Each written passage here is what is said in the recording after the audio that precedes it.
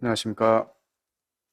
네, 함께 기도하시고 에스겔 39장 함께 교제하도록 하겠습니다.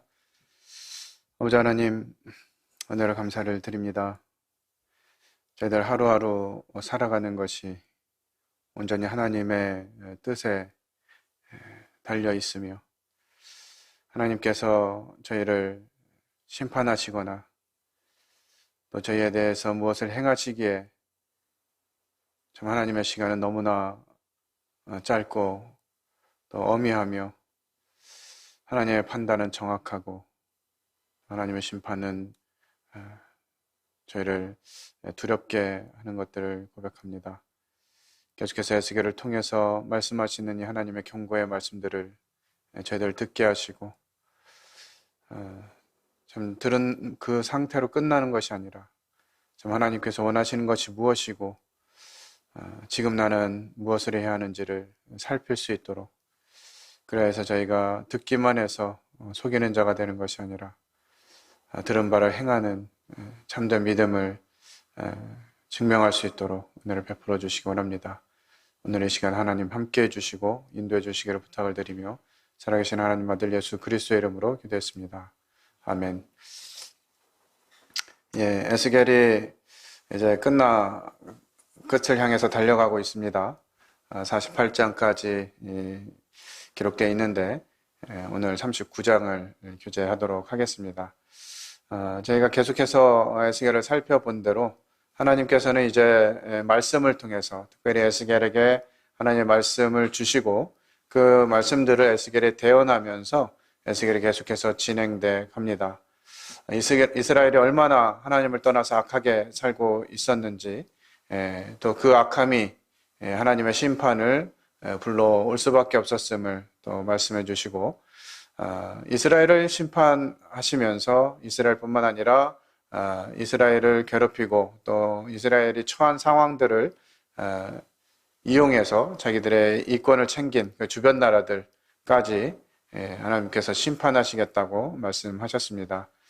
하나님 말씀하신 대로 이제 예루살렘이 무너지고 그들이 바벨론의 포로가 되어서 다 끌려가는 이런 상황 가운데 있을 때 정말 아무런 희망이 없는, 더 이상 희망을 가질 수 없는 그런 상황에 하나님께서 이제 다시 하나님의 영을 주셔서 마른 뼈들이 살아나듯이 이스라엘 백성들에게 새 마음과 새 영을 주시고 새로운 하나님 나라를 또 허락해 주실 것들을 말씀하셨습니다. 그리고 나서 이제 온 세계에 임할 하나님의 소망, 하나님 나라의 소망을 이제 40장부터 마지막 장까지 기록하고 있는데요. 그 사이에 이제 38장과 39장에 이 곡에 대한 심판을 기록하고 있습니다. 좀 없어도 괜찮을 것 같은 부분인데 하나님께서는 2장에 걸쳐서 이 곡에 대한 심판을 기록하고 있습니다. 에스겔서가 이제 예언서에 들어있기 때문에 에스겔에 기록되어져 있는 내용들, 구체적으로 오늘날 어떤 일들인지에 대해서도 우리가 궁금합니다. 그래서 그런 부분들을 살펴볼 필요도 있겠습니다만, 그럼 하나님 왜 이 시점에 이것을 기록하였는가라고 하는 부분들을 생각하면서 주님 주시는 교훈을 조금 더 생각해 보고자 합니다. 하나님께서 이 곡을 심판하시겠다고 하는 이 사실들을 또 자세히 묘사하고 계신데요. 이 진정한 악, 이것이 언제 없어질 것인지 하는 부분들을 생각해 보게 됩니다. 마치 37장에 이제 하나님께서 새로운 영을 주시고 새 마음을 주셔서 이게 새롭게 창조된 또 새롭게 변화된 이런 가운데 살아가게 될 때 사실 아무런 걱정이 없이 아무런 어려움 없이 살아갈 것이라고 예상이 되지만 실제는 그렇지 않은 것들을 보게 됩니다. 저희가 예수 그리스도를 만나는 과정이 이 37장에서 말씀하고 있는 그와 같은 흐름과 너무나 닮았기 때문에 이것을 저는 개인적으로 우리가 구원을 받는 그런 과정으로 적용을 해 보았습니다.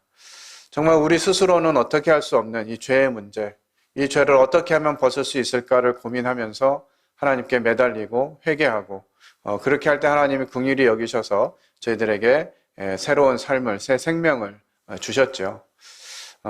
다들 이 구원 받았을 때의 그 감격과 감동, 이런 부분들을 다들 가지고 계실 것입니다. 그때 어떠셨죠? 내가 이제 구원받았고 하나님 자녀가 되었기 때문에 더 이상 이제 세상에 휘말리지 않고 세상 걱정 안 하고 정말 오로지 주님만 생각하면서 주님 뜻대로 살아갈 수 있을 것만 같았습니다. 그래서 침례받을 때 대부분 그와 같은 고백을 하죠. 그동안 내 뜻대로 내 맘대로 살았던 그런 인생들을 이제 뒤로 하고 오직 예수 그리스도, 나의 주인이신 예수 그리스도 그분을 따라서 섬기겠노라고, 그분만을 기쁘게 하면서 살겠노라고 그렇게 고백하면서 다들 침례에 순종하셨을 것입니다. 그런데 그 이후에 우리의 삶은 어떻게 진행이 되었나요? 정말 그 고백처럼 간증할 때 주님이 내게 주신 은혜, 그것이 너무나 놀랍고 크기 때문에 앞으로는 주님을 위해서 살겠습니다라고 했던 고백들이 얼마나 효력을 가지고 있었는지 모르겠습니다. 어떻게 보면 그것으로 우리들의 신앙이 끝난 것 같은, 구원받았으니까 됐어, 이제 지옥 안 가면 되지 라고 하는 그런 만족에 머물러 있었던 부분도 있었던 것 같습니다. 구원받았으니까 이제 알아서 살도록 가르치기도 했고, 이제 구원받았으니까 성경 읽고 말씀대로 순종하면 돼 라고 하면서 그닥 개인적인 교제나 주님 안에서, 말씀 안에서 성장할 것들에 대해서 잘 가르치지 못한 부분도 있는 것 같습니다. 뭐 이런저런 이유가 있었겠습니다만 어쨌든 우리들의 삶이 예수 그리스도 그분을 만난 다음에 완전히 변화된 그런 삶을 살지 못했다라고 하는 것이죠. 어떻게 보면 이스라엘 백성들에게 지금 이 상황은 이 뭐 곡을 심판하시는 이것이 이스라엘 백성들에게 뭐 딱히 시급하고 중요한 문제는 아니었으리라고 생각이 들어요. 왜냐하면 그간 이 에스겔 말씀을 쭉 통해서 이 이스라엘 백성들을 괴롭혔던 강대국들, 애굽과 아수르와 이런 나라들에 의한, 또 그 주변 국가들이 있었던 두로와 시돈과 이런 나라들, 이스라엘을 괴롭히던 이런 나라들 다 이제 넘어지고 지금은 바벨론이 통치하는, 바벨론에 다 포로로 끌려가서 이 바벨론의 식민 생활을 하고 있는 이스라엘 백성들에게 이 곡에 대한 심판에 대한 내용은 그렇게 가깝게 다가오지 않았을 수 있을 것 같아요. 그러나 하나님은 이제 37장에서 새 영과 새 마음을 주시겠다고 말씀하신 이후에 이 38장, 39장 두 장을 걸쳐서 이 곡을 향한 심판에 대해서 기록하고 있습니다. 이것은 이제 구원받은 이후에 우리의 삶 가운데 여전히 우리가 세상에 있는 것들을 의식하고 세상 기준으로 살아갈 수 있다고 하는 부분들을 표현해주고 있는 것이 아닌가, 개인적으로 이런 묵상을 해보게 되었습니다. 여전히 이 바벨론, 그것이 크게 보이고 그 문제만 해결되면 또 다른 새로운 삶을 살 수 있을 것 같은 이러한 기대감을 가질 수도 있겠죠. 그러면서 무엇을 의지할 때 우리의 삶이 편안하고 안전한지 하는 부분들을 생각해 보게 됩니다. 이 세상의 지배권을 가진 이 바벨론, 현재 이스라엘의 가장 큰 영향력을 행사하고 있고 가장 큰 장애물인 이 바벨론도 시간이 지나면 이제 무너지게 되죠. 페르시아와 헬라와 로마 시대를 거치면서 이 세상의 영향력을 행사하는 이런 강대국들은 흥망성쇠를 반복하게 됩니다.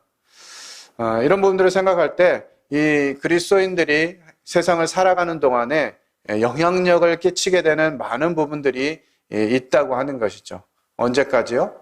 예수 그리스도 그분이 통치하시는 그때까지, 그 전까지는 계속해서 우리들의 삶 속에서 우리들의 삶을 조정하고 영향을 미치는 이와 같은 강력한 세력들이 있다고 하는 것입니다. 그것이 각각의 사람들마다 다를 거라고 생각이 들어요.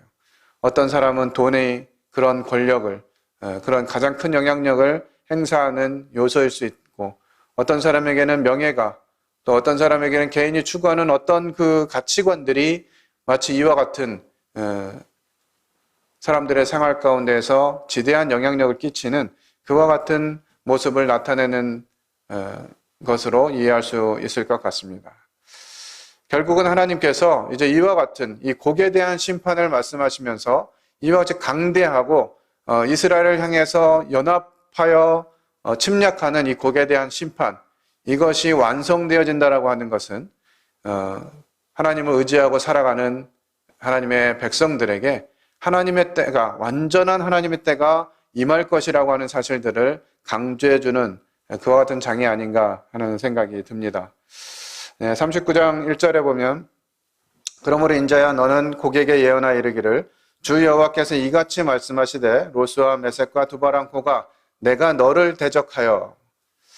하나님께서는 하나님의 백성들이 이 땅에 남겨져 있는 동안 이 세상의 영향력들을 대적하고 계십니다. 우리가 하나님을 의지해야 될 이유 중에 하나가 이것이죠.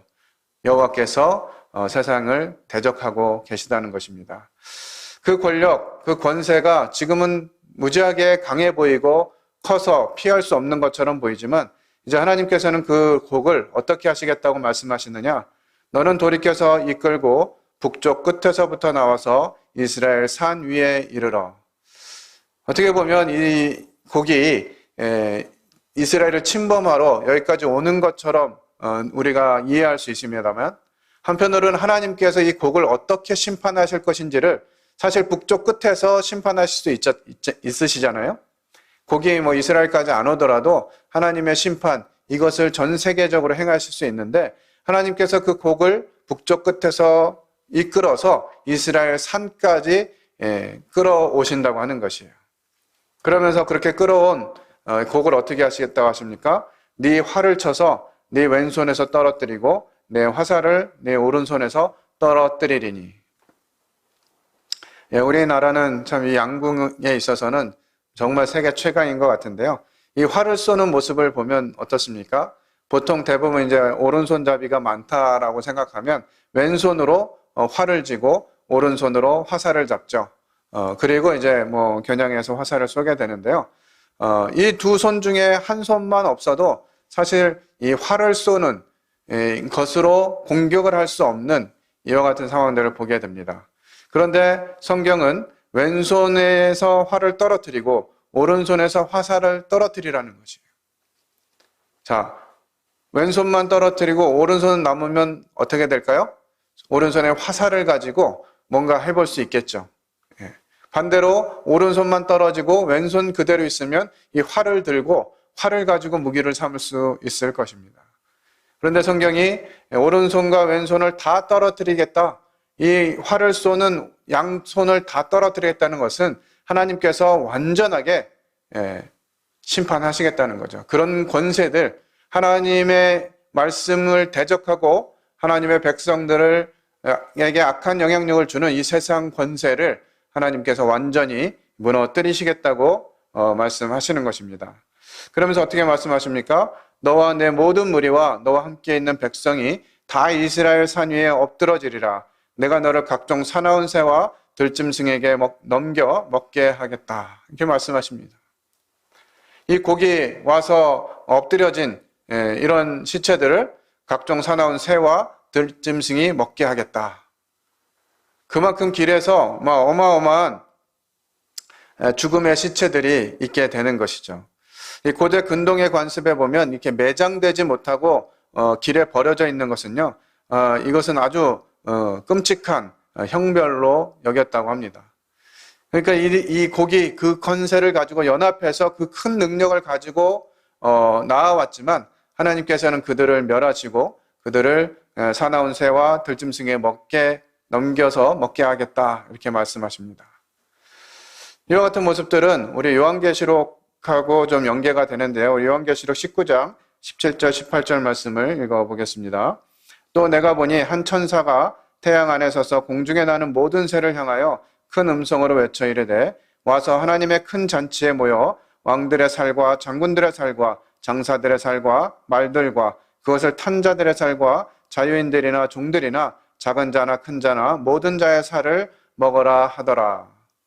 네, 지금 요한계시록 19장이 기록되어 있는 장면은 어린 양의 혼인잔치가 이루어지고 그 이후에 이제 이와 같은 백마탄자가 나타나서 행하는 이런 일들을 기록하고 있는데요. 그 중에 이제 새들의 잔치, 어린 양의 잔치가 있는 그 시기에 이 새들의 잔치를 기록하고 있습니다. 하나님의 큰 잔치에 모여서 왕들의 살과 장군들의 살과 장사들의 살과 말들과 그것을 탄 자들의 살과 이 군대들이죠. 이 모든 군대들의 살을 먹게 하시겠다고 말씀하시고 있어요. 하나님은 이 하나님을 대적하는 세력들에 대해서 이와 같이 분명하게 말씀해 주고 계십니다. 네가 빈들에 엎드러지리라. 이는 내가 말하였음이니라. 주 여호와의 말씀이니라. 정말 산에 끌고 와서 그곳에서뿐만 아니라 빈 들에도 엎드러져 있는, 그러니까 산에서부터 들까지 막 이 공간이 있는 곳에는 그들의 모든 시체가 엎드려져 있는 정말 가장 강력한 심판을 말씀하고 계십니다. 내가 또 불을 마곡과 및 섬에 평안히 거주하는 자에게 내리리니 내가 여호와인 줄을 그들이 알리라. 지금 이스라엘 산에 와 있는 이와 같은 군대들뿐만 아니라 마곡과 및 섬에 평안히 거주하는 자들, 전쟁에 참여하지 않고 그들의 그 악한 영향력을 지배하고 있는 그런 곳까지 하나님께서 심판을 하시겠다는 거죠. 이것은 하나님의 대적인 마귀의 세력을 완전히 무너뜨리시겠다고 선언하고 계시는 것입니다.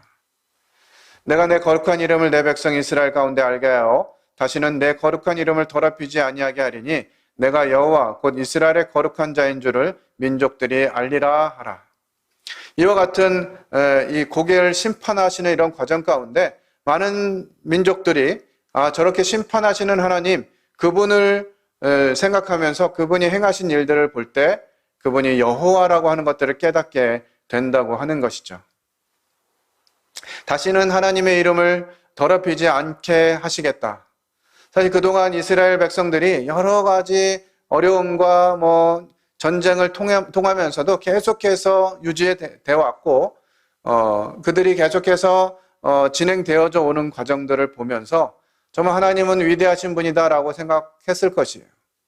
이미 이스라엘 백성들이 애굽에서 나와서 가나안 땅에 들어가기 전에 이 사람들이 두려워 떠는 이런 모습처럼 하나님이 그렇게 행하셔 왔는데 지금 이스라엘의 모습은 어때요?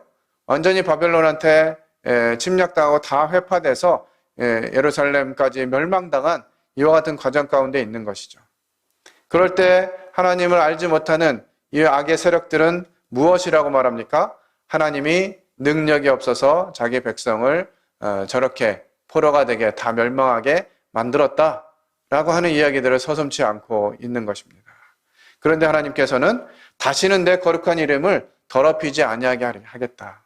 이것을 완전히 끝내시겠다는 것이죠. 지금 비록 다 이루어지지 않았지만 하나님께서 이와 같은 영향력들을 완전히 무너뜨리시는 장면을 또 요한계시록 19장 후반부에 기록하고 있습니다. 사단이 붙잡혀서 이제 붙잡히게 되고 나머지 자들은 다 심판을 받게 되고 하나님께서 완전히 그와 같은 상황들을 이루신 이후에 이제 천년 왕국이 열리게 되는 과정을 요한계시록 19장 후반부에 기록하고 있습니다. 주 여호와의 말씀이니라. 볼지어다 그날이 와서 이루어지리니 내가 말한 그날이 이날이라. 하나님의 말씀이 이루어질 것입니다. 이스라엘 성읍들에 거주하는 자가 나가서 그들의 무기를 불태워 사르되 큰 방패와 작은 방패와 활과 화살과 몽둥이와 창을 가지고 7해 동안 불태우리라. 그렇게 많은 숫자가 큰 능력을 가지고 왔지만 하나님께서는 그들을 심판하셔서 그 땅에 다 엎드러지게 하시겠다고 말씀하시는데요. 그들이 얼마나 많은 숫자와 많은 이 힘을 가지고 왔는지 그 무기를 불태우는데 한 달, 두 달이 아니라 1년, 2년이 아니라 7해 동안 불태울 정도로 정말 그들의 숫자는 어마어마했던 것 같습니다. 그들을 하나님께서는 심판하시겠다고 말씀하시는 것이죠. 이같이 그 무기로 불을 피울 것이 무기로 불을 피울 것이므로 그들이 들에서 나무를 주오지 아니하며 숲에서 벌목하지 아니하겠고. 이 무기가 얼마나 많았는지 불을 지피기 위해서 벌목하지도 않고 나무를 주오지 않아도 될 정도로 많았다고 하는 것입니다. 전에 자기에게서 약탈하던 자의 것을 약탈하며 전에 자기에게 늑탈하던 자의 것을 늑탈하리라. 주 여호와의 말씀이니라. 모든 것을 하나님께서 이제 이루실 것을 말씀하고 계십니다. 그날에 내가 곡을 위하여 이스라엘 땅 곧 바다 동쪽 사람이 통행하는 골짜기를 매장지로 주리니 통행하던 길이 막힐 것이라. 사람이 거기에서 곡과 그 모든 무리를 매장하고 그 이름을 하몬곡의 골짜기라 일컬으리라. 여기 바다 동쪽, 이것은 이제 바다는 사해를 의미하는 것으로 생각되고요. 그 위에 요단이 흐르는 골짜기를 말하는 것 같습니다. 많은 사람들이 통상을 위해서 많은 사람들이 행했고 굉장히 넓은 지역인데요. 그곳에 매장지로 주겠다는 거예요. 거기 그 많은 넓은 땅을 이제 매장지로 사용하시겠다는 거죠. 완전하게 처절하게 심판하시겠다고 말씀하시는 것입니다. 이스라엘 족속이 7달 동안에 그들을 매장하여 그 땅을 정결하게 할 것이라. 이제 하나님이 이루시는 그 땅은 심판의 뿐만 아니라 이제 정결함을 통해서 하나님 나라를 이루게 되는 것입니다. 그 땅 모든 백성이 그들을 매장하고 그로 말미암아 이름을 얻으리니 이는 나의 영광이 나타나는 날이라. 주 여호와의 말씀이니라. 이것을 통해서 하나님의 영광을 드러내시는 것입니다. 하나님의 영광은 말씀이 성취되고 말씀이 완성되어질 때 드러나게 됩니다. 하나님 말씀하셨던 그 사건들이 틀림없이 이루어지는 그 모습을 보면서 민족들은 저분이 여호와시구나, 저분이 이스라엘의 하나님이시구나 하는 사실들을 깨닫게 되는 것이죠. 좀 넘어가서 17절 보겠습니다. 주 여호와께서 이같이 말씀하셨느니라. 너 인자야, 너는 각종 새와 들의 각종 짐승에게 이르기를 너희는 모여오라. 내가 너희를 위한 잔치, 곧 이스라엘 산 위에 예배한 큰 잔치로 너희는 사방에서 모여 살을 먹으며 피를 마실지어다. 아까 살펴본 대로 이제 어린 양의 혼인 잔치가 있는 그와 같은 장면에 또 이 새들의 잔치, 하나님께서 심판하시고 멸망케 하시는 그런 자들을 이 새들이 모여서 살을 먹고 피를 마실 것이라고 말씀해 주고 계십니다. 너희가 용사의 살을 먹으며 세상 왕들의 피를 마시기를 바산의 살진 짐승 곧 순양이나 어린 양이나 염소나 수송아지를 먹듯 할지라. 내가 너희를 위하여 예비한 잔치의 기름을 너희가 배불리 먹으며 그 피를 취하도록 마시되 내 상에서 말과 기병과 용사와 모든 군사를 배부르게 먹일지니라 하라. 주 여호와의 말씀이니라. 내가 내 영광을 여러 민족 가운데 나타내어 모든 민족이 내가 행한 심판과 내가 그 위에 나타낸 권능을 보게 하리니.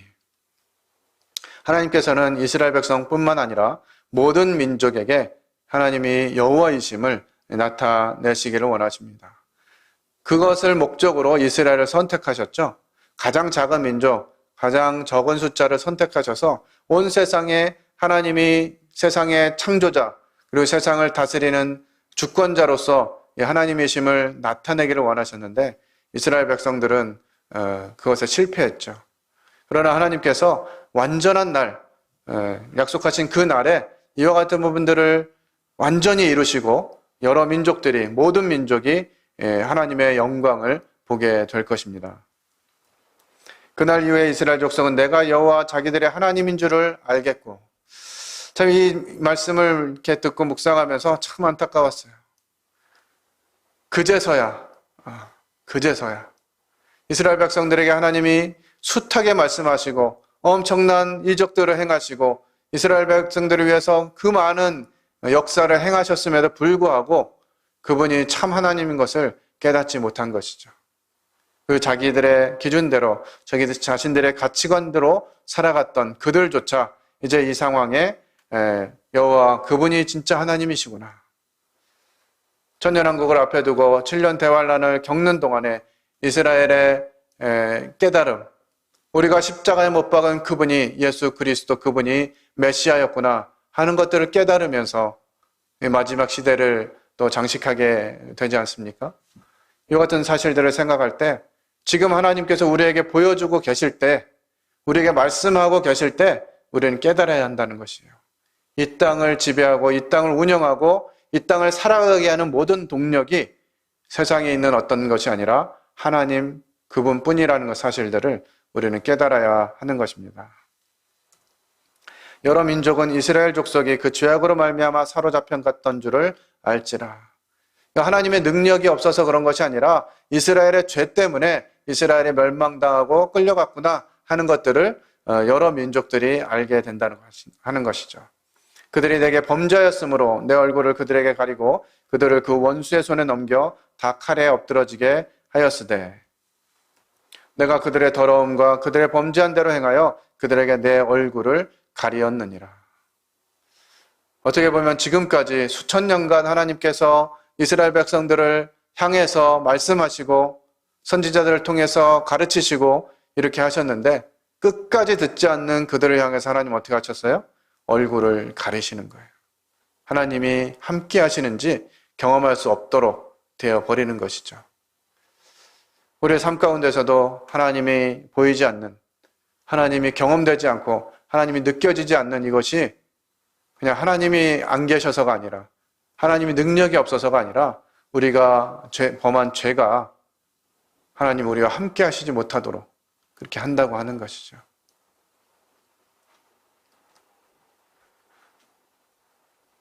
요한계시록 3장에서 우리 주님이 문 밖에 서서 두드린다고 말씀하시는, 하나님의 교회들에게 말씀하시면서 내가 문 밖에 서서 두드리노니 누구든지 내 음성을 듣고 문을 열면 내가 들어가겠노라고. 예수 그리스도 그분이 우리의 문 밖에 밀려나 있는 우리들의 모습을 살피고 그분이 다시 우리 안에 들어오셔서 좌정하시고 통치하시기를 우리가 구해야 될 시기라고 믿어집니다.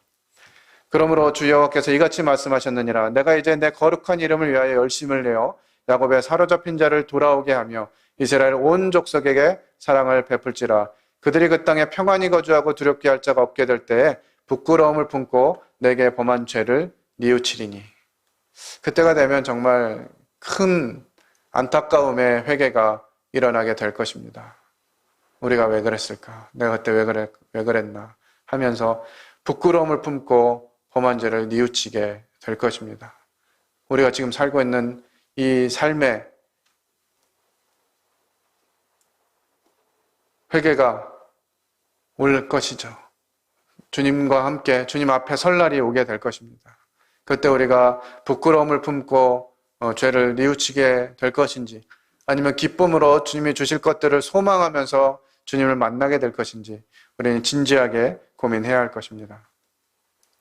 내가 그들을 만민 중에서 돌아오게 하고 적국 중에서 모아내어 많은 민족이 보는 데서 그들로 말미암아 나의 거룩함을 나타낼 때 전에는 내가 그들이 사로잡혀 여러 나라에 이르게 하였거니와 후에는 내가 그들을 모아 고국 땅으로 돌아오게 하고 그 한 사람도 이방에 남기지 아니하리니 그들이 내가 여호와 자기들의 하나님인 줄을 알리라. 이제 완전하게 하나님이 그들을 회복시키시고 다시 돌아오게 하시고 다시는 그 땅에서 쫓겨나지도 하나님의 이름이 회방을 받지도 않게 되실 것입니다. 마지막 말씀입니다. 29절. 내가 다시는 내 얼굴을 그들에게 가리지 아니하리니 이는 내가 내 영을 이스라엘 족속에게 쏟았음이라. 주 여호와의 말씀이니라. 오늘 39장을 이렇게 다시 살펴보면서 왜 하나님이 이렇게까지 하시나 하는 생각을 해보게 됐습니다. 그냥 하나님의 능력, 그 하나님의 주권을 가지고 그 놀라운 권세를 가지고 정말 가치 없는 이런 인생들을 쓸어버리고 새롭게 창조하실 수도 있으셨는데 하나님은 처음 사람에게 가지셨던 그 계획, 그것을 이루시기 위해서 신실하게 당신의 사람들에게 이 말씀을 들려주셨던 것을 기억하게 됩니다. 오늘날 우리에게도 좀 이렇게 하나님이 선대하시고 우리에게 은혜를 베푸시고 긍휼을 베푸시고 정말 하나님이 가지신 모든 것을 동원해서 우리를 사랑한다고 말씀하시는데 우리의 죄가 그 하나님의 사랑을 가리우고 하나님을 느끼지 못하게 하고 하나님이 나와 함께하고 계신다는 사실들을 경험하지 못하게 하고 있는 것이죠. 그것만 생각하면 우리는 소망이 없고 정말 이 땅을 살아가는 것이 막막하기도 하고 어떻게 해야 되는지 두렵기도 할 것입니다. 그러나 하나님께서 완전히 이루실 그것들을 계획하시고 진행하고 계신다고 하는 사실이 우리에게 큰 위로가 되는 것입니다. 하나님은 그 마음에 계획하신 것을 잊지 않으시고 약속하신 그 말씀들을 분명하게 이루실 것입니다. 우리가 에스겔을 묵상하면서 이제 예수 그리스도 안에 들어와 있는 하나님이 이루실 완전한 나라, 그것들을 소망하게 되는 것이 어떤 모습인지를 우리 이제 40장부터 마지막 장까지를 통해서 하나님이 행하시는 하나님 나라, 하나님이 다스리시는 그 나라가 어떤 것인지를 살펴볼 수 있게 되기를 바랍니다. 그리고 그것이 우리의 소망이 돼서 지금을 살아가는 우리들에게 동력이 되고 하나님 나라를 살아가는 그런 힘을 얻을 수 있는 말씀들이 되기를 기대합니다.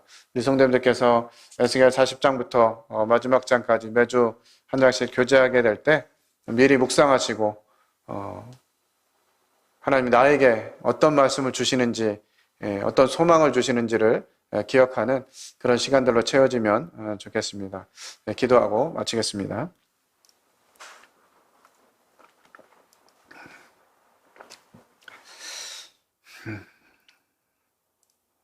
모든 역사의 주관자가 되시는 하나님께 이 시간 저희들의 연약함과 저희들의 무지함과 그 숱한 하나님의 말씀을 듣고 하나님이 행하시는 일들을 보았음에도 불구하고 그 하나님을 깨닫지 못하는 이 완악함을 하나님 앞에 내려놓습니다. 하나님의 말씀은 진실하고 그 힘이 있어서 말씀하신 대로 이루어지는 사실들을 기억할 때 하나님께서 저희에게 주신 말씀들 또 하나님께서 완전하게 이루실 그 하나님 나라를 소망하게 되고 그 소망이 지금을 살아가는 그 힘이 되는 것들을 고백합니다. 하나님께서 계속해서 저희들에게 말씀해 주시고 그 얼굴을 가리우지 않겠다고 약속해 주시고 저희들이 주님으로부터 멀어져가는 그 때마다 시시때때로 하나님께서 알려주시고 하나님의 얼굴을 비춰주시기를 간구를 드립니다. 하나님이 없으면 저희는 아무것도 아니고 하나님이 아니시면 존재 가치가 없는 자들인 것들을 날마다 고백하게 하시고 삶 속에서 하나님이 함께 하시고 하나님의 얼굴을 대할 수 있는 것이 저희들에게 얼마나 큰 특권이고 축복인지를 깨달아 알 수 있도록 은혜를 베풀어 주시기 원합니다. 완성될 하나님 나라를 소망하면서 세상의 어떤 영향력, 가치관들을 쥐어잡지 않게 하시고 오직 하나님만 붙잡고 살아갈 수 있도록 저희들을 강권해 주시기를 부탁드립니다. 오늘 함께 해주신 것을 감사를 드리며 살아계신 하나님 아들 예수 그리스도의 이름으로 기도를 드렸습니다. 아멘. 네, 이상으로 수요 집회 마치도록 하겠습니다.